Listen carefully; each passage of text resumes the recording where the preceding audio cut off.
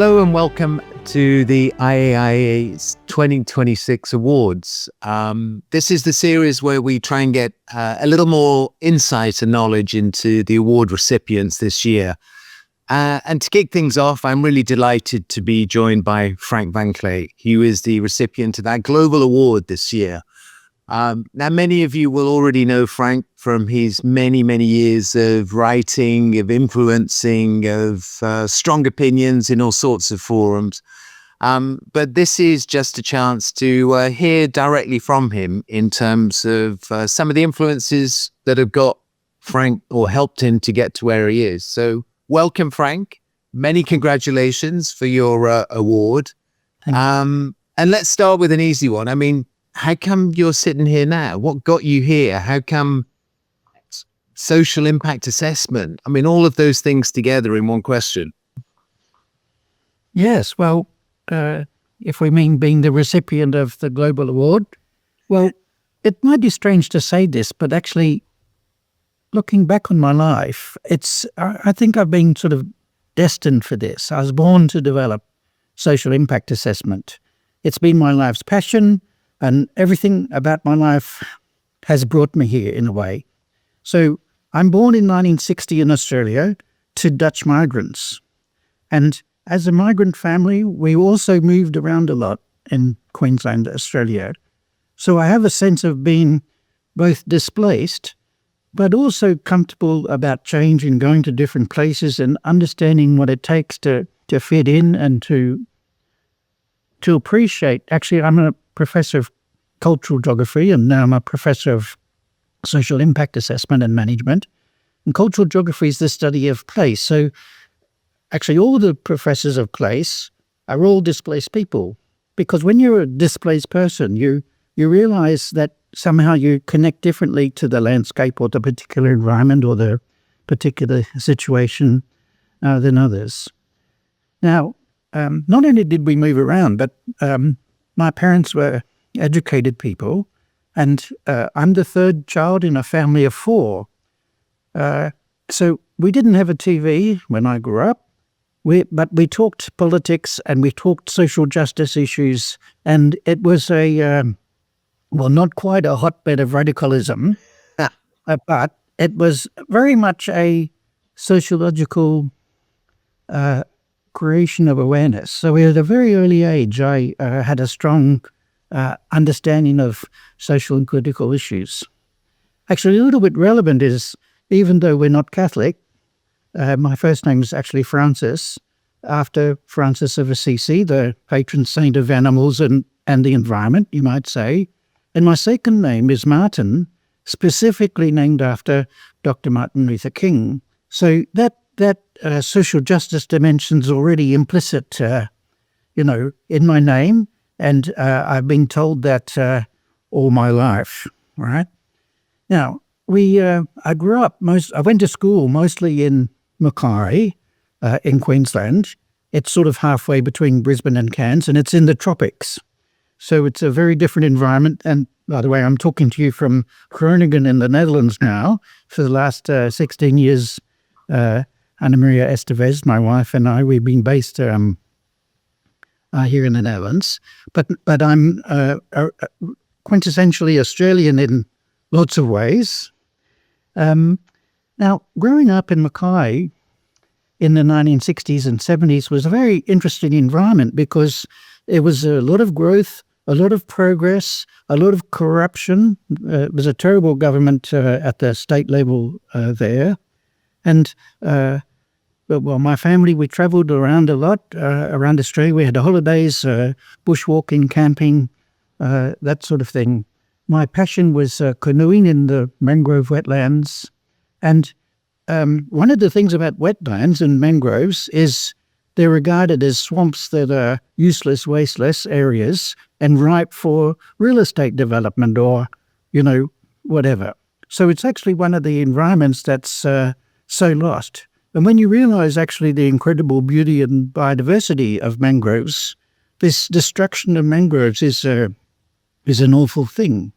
So, and when so much growth and development is done not because of good planning, but because of corruption and greed, it really gives you this different perspective on how development should happen.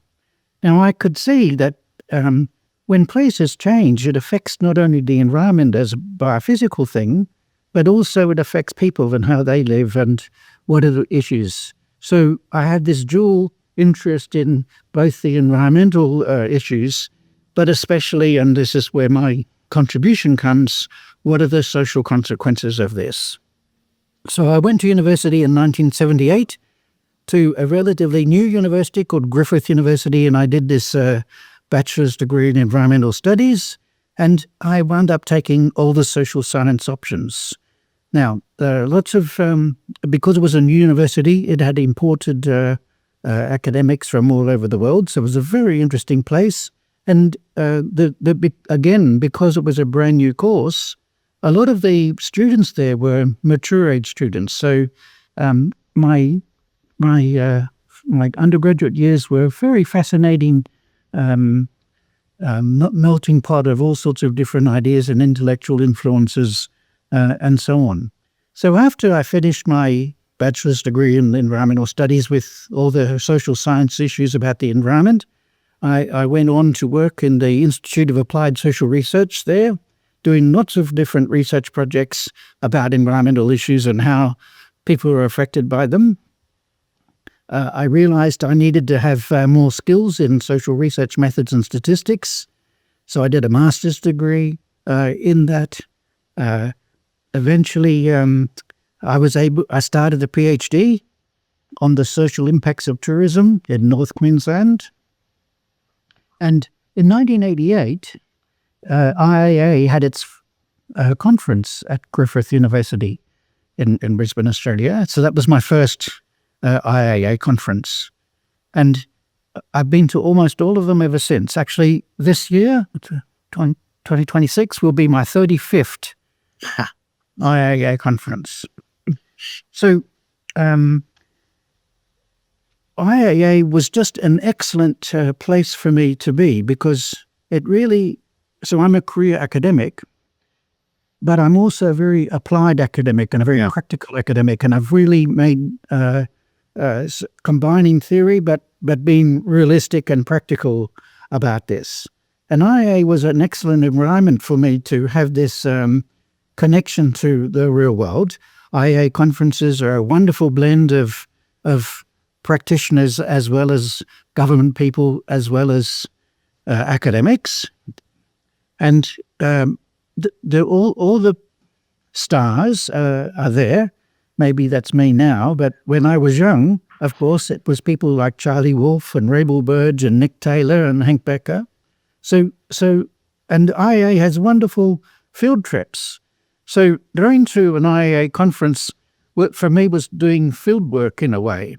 Yeah. And it really connected me to all the players in IAIA, and that got me really drawn into the organization in a big way. So as a result of being connected and into the,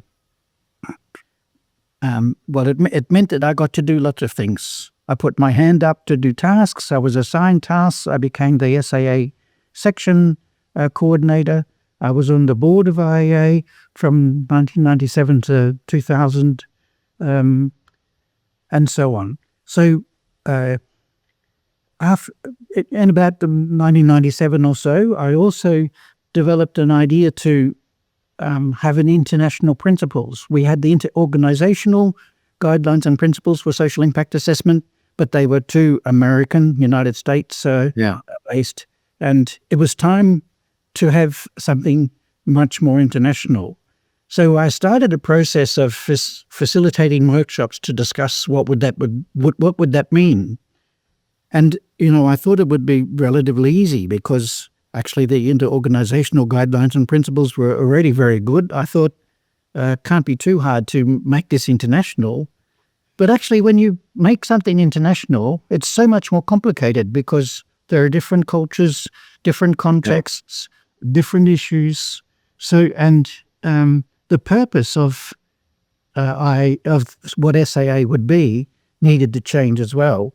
So this, what I thought was going to be a simple task, wound up being a 5-year, not ordeal, because actually I enjoyed every minute of it. And it was very, such a wonderful learning process. But eventually in 2003, we produced this International Principles for Social Impact Assessment, which are still relevant today. Yeah, the book, yeah.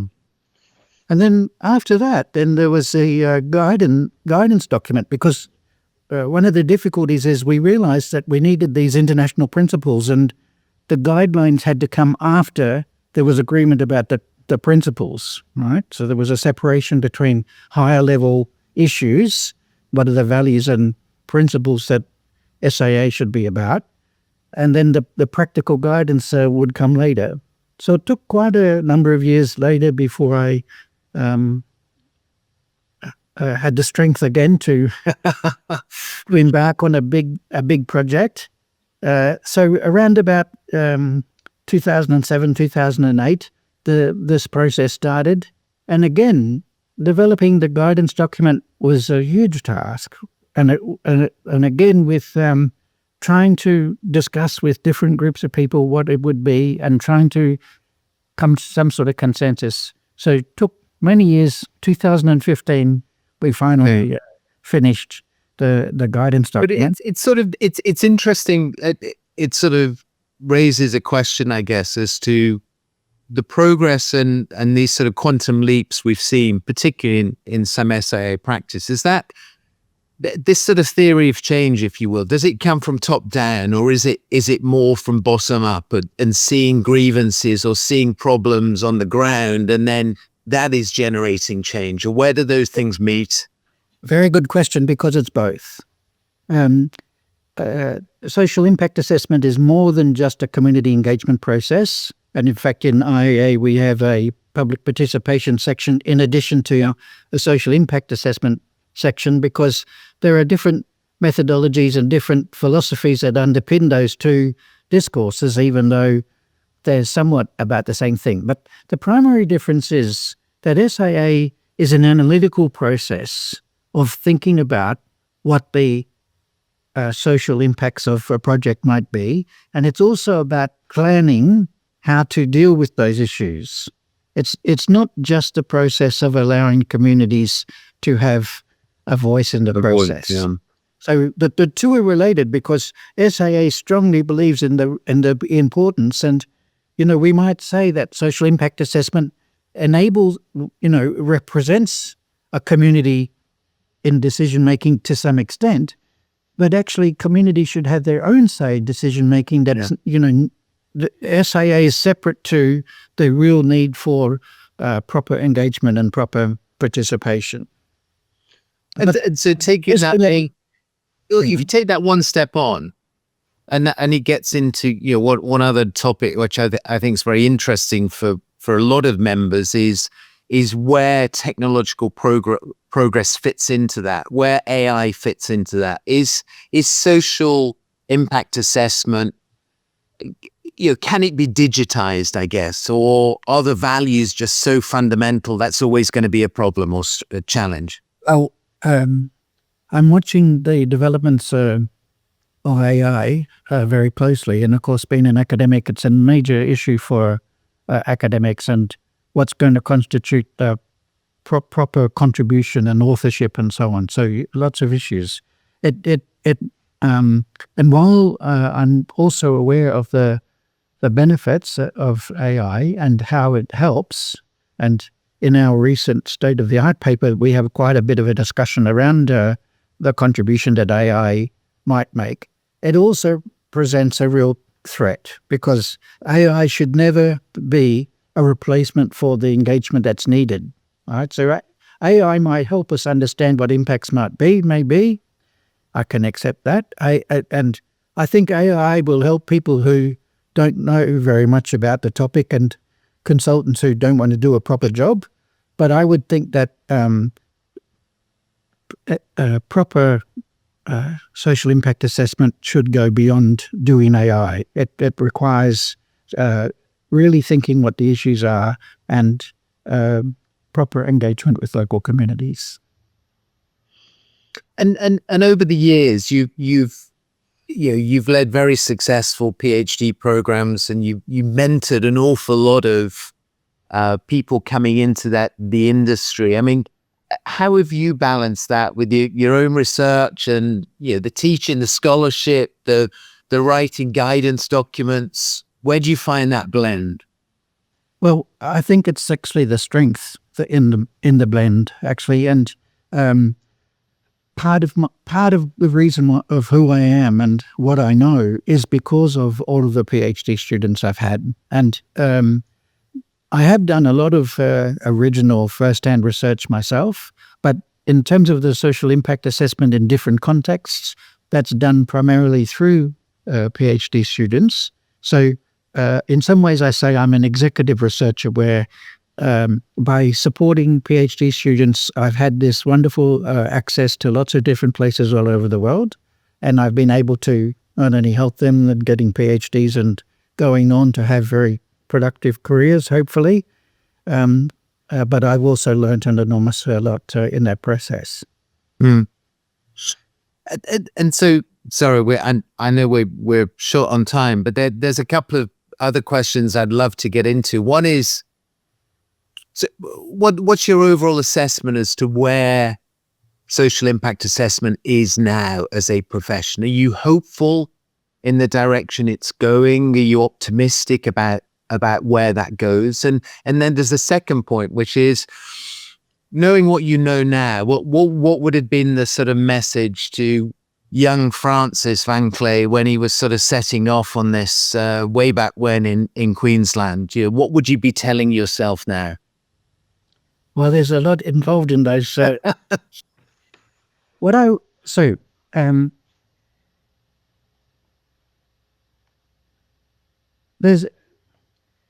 the world's at an awful time right now, and I am sure that various political leaders will use this to make and given that we have poor leaders. I think they will use this to make negative changes. So there is a real risk facing good governance and the world right now. I'm hoping that into the future there'll be a new generation of leaders who are much more effective, who see what democracy really means, and we have a much greater role for things like social impact assessment. In the short term, we have not a very comfortable phase ahead, but into the longer future, there will be, social impact assessment is making better decisions. Yeah. And it's actually not a cost to business either, because it's going to assist in avoiding the problems that are going to occur in the future. And that ultimately, I'd say it stretches to all aspects of impact assessment, ultimately. But so your message then, final message, what would it have been from what you know now? Well, my final message is social impact assessment is important. It's about making better decisions that will contribute to a better future. Well, look, Frank, you've made an enormous contribution to that process, and I think sort of setting people on that path. I've got to find some time that we can have a longer conversation on this, because there's so much more to unpack. So we will do that. But for the purpose of this awards process, thank you again for your time. Congratulations on your award, and I look forward to seeing you in Quebec. Good. Thank you very much.